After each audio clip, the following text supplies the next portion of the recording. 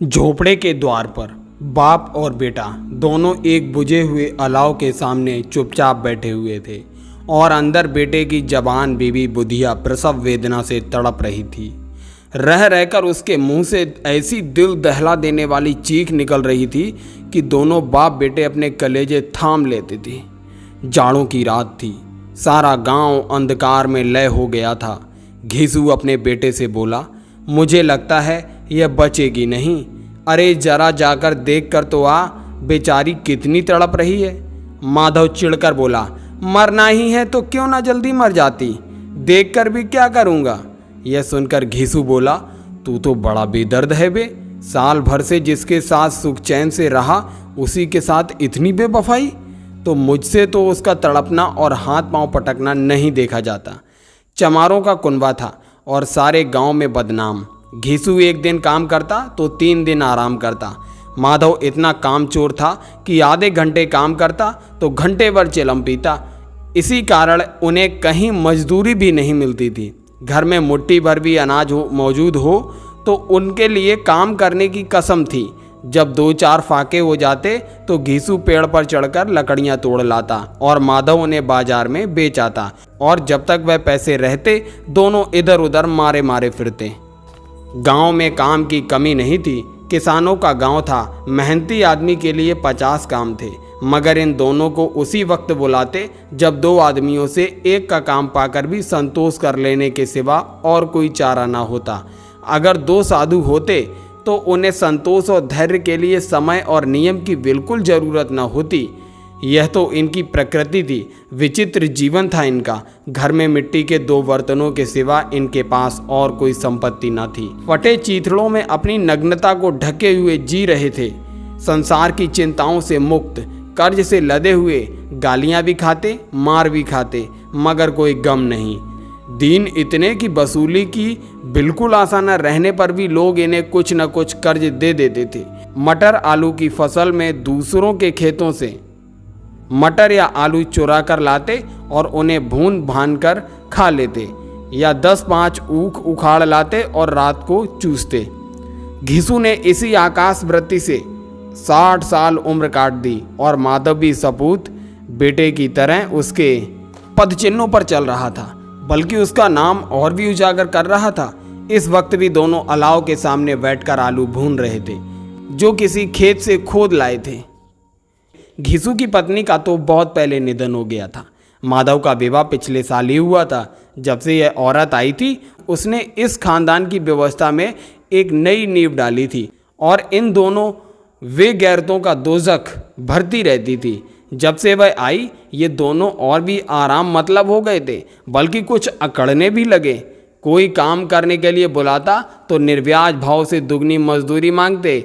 वही औरत आज प्रसव वेदना से तड़प रही थी और ये दोनों शायद इसी इंतजार में थे कि वह मर जाए तो आराम से सोएं।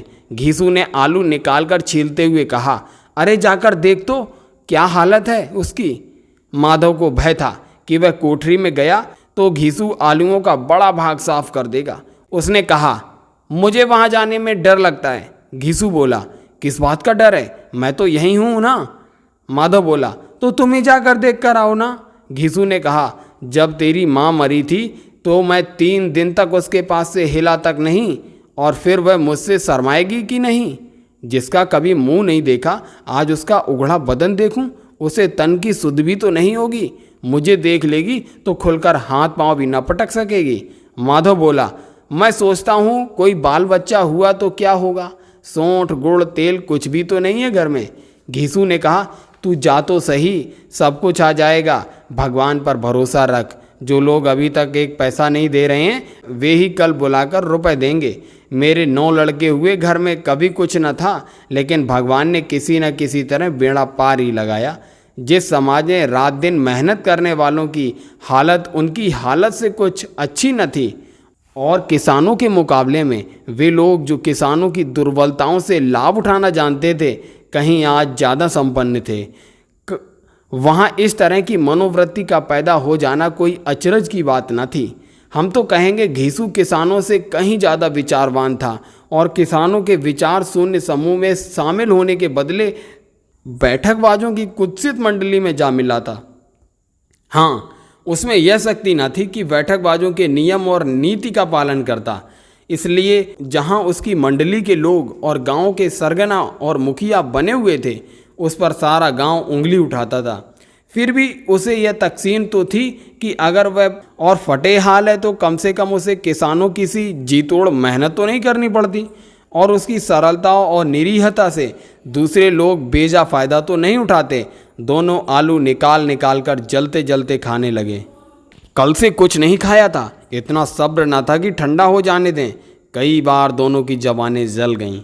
छिल जाने पर आलू का बाहरी हिस्सा बहुत ज़्यादा नर्म मालूम होता, लेकिन दांतों तले पड़ते ही अंदर का हिस्सा जवान, हलक और तालू को जला देता था।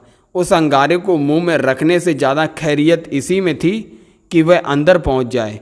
वहां उसे ठंडा करने के लिए काफ़ी सामान थे, इसलिए दोनों जल्दी जल्दी निकल जाते। हालांकि इस कोशिश में उनकी आंखों से आंसू निकल आते। घीसू को उस समय ठाकुर की बारात याद आई जिसमें 20 साल पहले वह गया था।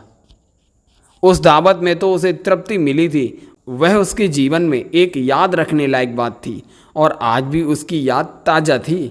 बोला, मैं वह भोज नहीं भूलता। तब से फिर उस तरह का खाना पेट भर नहीं मिला। लड़की वालों ने सबको भरपेट पूड़ियाँ खिलाई थीं, सबको, छोटे बड़े सब ने पूड़ियाँ खाईं, वह भी देसी घी की। चटनी, रायता, 3 तरह के साग, एक रसेदार तरकारी, दही, चटनी, मिठाई। अब क्या बताऊं कि उस भोज में क्या स्वाद मिला। कोई रोक टोक नहीं थी, जो चीज़ चाहो मांगो, जितना चाहो खाओ। लोगों ने ऐसा खाया कि किसी से पानी ना पिया गया। मगर परोसने वाले हैं कि पत्तल से गरम गरम गोल गोल सुवासित कचौड़ियाँ डाल देते हैं। मना करते हैं कि नहीं चाहिए, पत्तल पर हाथ से रोके हुए हैं, मगर वह दिए जाते हैं। और जब सबने मुंह धो लिया तो पान इलायचियाँ भी मिलीं, मगर मुझे पान लेने की कहाँ सुध थी। खड़ा हुआ ना जाता था, चटपट जाकर अपने कंबल पर लेट गया। ऐसा दिल दरियाव था वह ठाकुर। माधव ने इन पदार्थों का मन ही मन मजा लेते हुए कहा, अब हमें कोई ऐसा भोजन नहीं खिलाता। घिसू बोला, अब कोई क्या खिलाएगा, वह जमाना दूसरा था। अब तो सबको किफ़ायत सूझती है। शादी ब्याह में मत खर्च करो, क्रियाक्रम में मत खर्च करो। पूछो गरीबों का माल बटोर बटोर कर कहाँ रखोगे। बटोरने में तो कमी नहीं है, हाँ खर्च में किफ़ायत सूझती है। आलू खाकर दोनों ने पानी पिया और वहीं अलाव के सामने अपनी धोतियाँ ओढ़ ओढ़ कर पेट पाँव में डालकर सो गए। बुधिया अभी तक करा रही थी। अगले दिन सवेरे माधव ने कोठरी में जाकर देखा तो उसकी पत्नी मर चुकी थी। उसके मुंह पर मक्खियाँ भिनभिना रही थीं। सारा शरीर धूल से लथपथ हो रखा था। पेट का बच्चा भी मर गया था। माधव भागा हुआ घीसू के पास आया। फिर दोनों जोर जोर से रोने लगे। जब पड़ोस वालों ने यह रोना धोना सुना तो दौड़े हुए आए और पुरानी मर्यादा के अनुसार उन अभागों को समझाने लगे, लेकिन ज़्यादा रोने पीटने का अवसर न था। कफन की और लकड़ी की फिक्र करनी थी। घर में तो पैसा इस तरह गायब था जैसे चील के घोंसले में मांस। बाप बेटे रोते हुए गांव के जमींदार के पास गए। वह इन दोनों की सूरत से नफरत करते थे। कई बार इन्हें अपने हाथों से पीट चुके थे। चोरी करने के लिए, वादे पर, काम पर न जाने के लिए। जमींदार ने पूछा, क्या बात है घिसुआ, रो क्यों रहा है? अब तो तू कहीं दिखाई भी नहीं देता, लगता है इस गांव में रहना नहीं चाहता है। घिसू रोते हुए बोला, सरकार बड़ी विपत्ति में हूँ। माधव की घरवाली रात को गुजर गई। रात भर तड़पती रही सरकार। हम दोनों उसके सिरहाने बैठे रहे। दवा दारू जो कुछ हो सका वह सब कुछ किया, मुदा वह हमें दगा दे गई। अब कोई एक रोटी देने वाला भी नहीं रहा सरकार। हम तबाह हो गए। अब आपके सिवा कौन उसकी मिट्टी पार लगाएगा। हमारे हाथ में तो जो कुछ था वह तो दवा दारू में उड़ गया। अगर सरकार की दया हो तो उसकी मिट्टी जुटेगी। आपके सिवा मैं किसके द्वार पर जाऊं? जमींदार बहुत दयालु व्यक्ति थे, लेकिन घिसू पर दया करना काले कंबल पर रंग चढ़ाना था। जी में तो आया, कह दें चल दूर हो जाए यहाँ से। वैसे तो बुलाने से भी नहीं आता, आज जब गरज पड़ी है तो आकर खुशामद कर रहा है। हराम खोर कहीं का बदमाश। लेकिन यह क्रोध या दंड का अवसर न था। जी में कुड़ते हुए 2 रुपए निकालकर फेंक दिए, लेकिन सांत्वना का एक शब्द भी मुंह से ना निकला। उसकी तरफ ताका तक नहीं, जैसे सिर का बोझ उतारा हो। जब जमींदार साहब ने 2 रुपए दिए तो गांव के बनिए महाजनों को इनकार का साहस कैसे होता। किसी ने 2 आने दिए, किसी ने 4 आने। 1 घंटे में घीसू के पास 5 रुपए की अच्छी रकम जमा हो गई। कहीं से अनाज मिल गया, कहीं से लकड़ी। दोपहर को घीसू और माधव दोनों बाजार से कफन लाने चल दिए। बाजार में पहुंचकर घीसू बोला, लकड़ियां तो उसे जलाने भर को मिल गईं। क्यों माधव? माधव बोला, हाँ लकड़ी तो बहुत है, अब कफन भी तो चाहिए। घीसू, तो चलो कोई हल्का सा कफन ले लें। माधव, हाँ और क्या, लाश उठते उठते रात हो जाएगी, रात को कफन कौन देखता है। घीसू, कैसा बुरा रिवाज है, जिसे जीते जी तन ढकने को चीथड़ा भी ना मिले उसे मरने पर नया कफन चाहिए। माधव, कफन लाश के साथ जल ही तो जाता है। घीसू, और क्या रखा रहता है, यही 5 रुपए पहले मिलते तो कुछ दवा दारू कर लेते। दोनों एक दूसरे के मन की बात ताड़ रहे थे। बाजार में इधर उधर घूमते रहे, कभी इस दुकान में गए तो कभी उस दुकान में।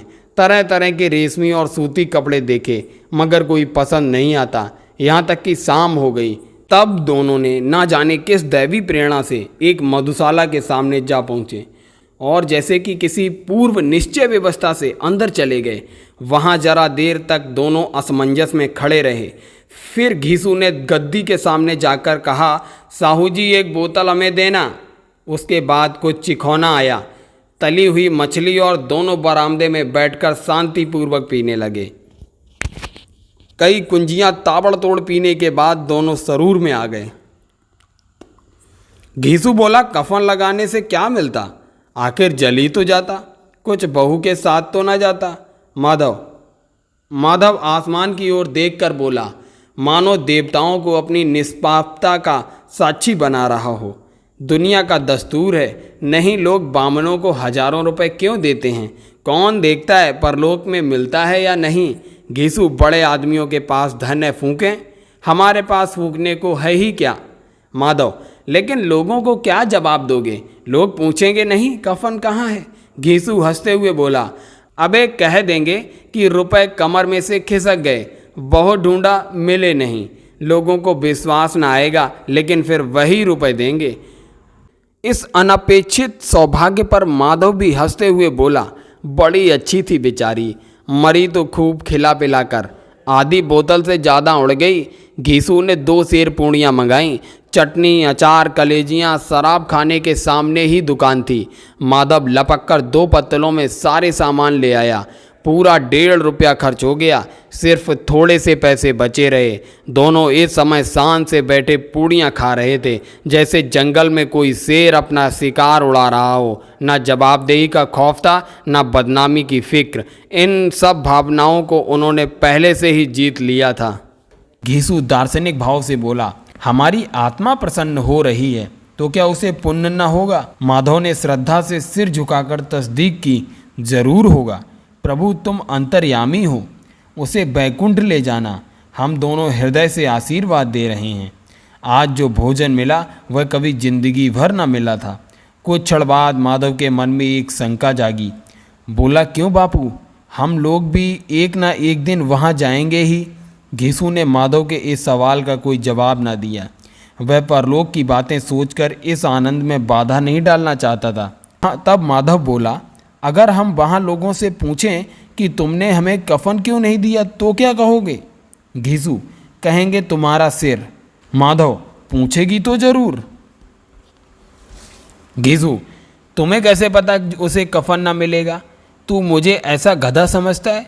60 साल क्या दुनिया में घास खोदता रहा हूँ, उसको कफन मिलेगा और बहुत अच्छा मिलेगा। माधव को विश्वास न आया। बोला, कौन देगा, रुपए तो तुमने चट कर दिए। वह तो मुझसे पूछेगी, उसकी मांग में तो सिंदूर मैंने डाला था। घीसू, कौन देगा, बताते क्यों नहीं। माधव, वही लोग देंगे जिन्होंने अब की दिया। हाँ, अब की रुपए हमारे हाथ नहीं आएंगे। जैसे जैसे अंधेरा बढ़ता था, सितारों की चमक तेज होती थी, मधुशाला की रौनक भी बढ़ती जाती थी। कोई गाता था, कोई डींग मारता था, कोई अपने संगी के गले लिपट जाता था। वहाँ के वातावरण में सरूर था, हवा में नशा, कितने तो यहाँ आकर एक चुल्लू में मस्त हो जाते थे।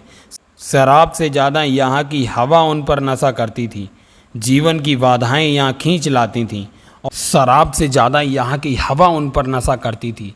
जीवन की बाधाएं यहाँ खींच लाती थीं और कुछ देर के लिए भूल जाते थे कि वे जीते हैं या मरते, या ना जीते हैं ना मरते हैं। और यहाँ दोनों बाप बेटे अब भी मज़े ले लेकर चुस्कियाँ ले रहे थे। सबकी निगाहें इनकी ओर जमी हुई थीं। दोनों कितने भाग्यशाली हैं, पूरी बोतल के बीच में हैं। भरपेट खाकर माधव ने बची हुई पूड़ियों का पत्तल उठाकर एक भिखारी को दे दिया, जो खड़ा इनकी ओर भूखी आंखों से देख रहा था और देने के गौरव, आनंद और उल्लास को अपने जीवन में पहली बार अनुभव किया। कीसू ने कहा, ले जा, खूब खा और आशीर्वाद दे। जिसकी कमाई है वह तो मर गई, मगर तेरा आशीर्वाद उसे जरूर पहुँचेगा। रोएं से रोएं आशीर्वाद दो, बड़ी गाड़ी कमाई के पैसे हैं। माधव ने फिर आसमान की ओर देखकर कहा, वह बैकुंठ में जाएगी बापू, बैकुंठ की रानी बनेगी वह। घीसू खड़ा हो गया और जैसे उल्लास की लहरों में तैरता हुआ बोला, हाँ बेटा, बैकुंठ में जाएगी। किसी को सताया नहीं, किसी ने दबाया नहीं, मरते मरते हमारी जिंदगी की सबसे बड़ी लालसा पूरी कर गई। वह न बैकुंठ में जाएगी तो क्या ये मोटे मोटे लोग जाएंगे जो गरीबों को दोनों हाथों से लूटते हैं और अपने पाप को धोने के लिए गंगा में नहाते हैं और मंदिरों में जल चढ़ाते हैं। श्रद्धालुता का यह रंग तुरंत ही बदल गया। अस्थिरता नशे की खासियत है। दुख और निराशा का दौर हुआ। माधव बोला, मगर बापू, बेचारी ने जिंदगी में बड़ा दुख भोगा, कितना दुख झेल कर मरी। यह कहकर वह जोर जोर से रोने लगा। घीसू ने उसे समझाते हुए कहा, क्यों रोता है बेटा, खुश हो कि वह माया जाल से मुक्त हो गई, जंजाल से छूट गई। बड़ी भाग्यवान थी जो इतनी जल्दी माया मोह के बंधन तोड़ दिए। और फिर दोनों खड़े होकर गाने लगे, ठगनी क्यों नैना झमकावे ठगनी। पियक्कड़ों की आंखें इनकी ओर लगी हुई थीं और ये दोनों अपने दिल में मस्त गाए जाते थे। फिर दोनों नाचने लगे, उछले भी, कूदे भी, गिरे भी, मटके भी, भाव भी बताए, अभिनय भी किए और अंत में मस्त होकर वहीं लुढ़क गए।